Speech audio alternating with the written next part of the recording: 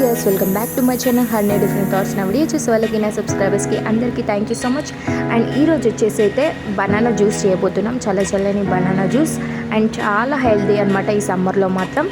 And చాలా easy prices అనమాట, అంత తక్కువ ప్రైస్లో ఇంట్లోనే హెల్దీ జ్యూస్ అనమాట. అండ్ ఫస్ట్ అయితే నేనైతే ఇద్దరు మందమే నేను జ్యూస్ అయితే చూపిస్తున్నాను. కాకపోతే నేను ఒక గ్లాస్లోనే చూపించాను. ఇదైతే ఇద్దరం తాగొచ్చు అనమాట.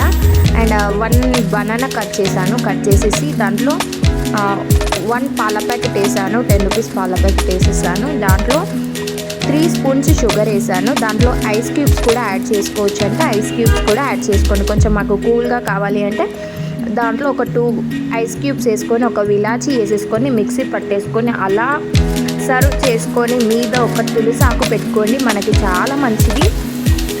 తులసాకు వేసుకోండి మీద. అయితే ఆ తులసాకు కొందరేమో బూస్ట్ కూడా తింటారు. బూస్ట్ అయితే నాకు నచ్చదు, బట్ కొందరు బూస్ట్ కూడా తింటారు.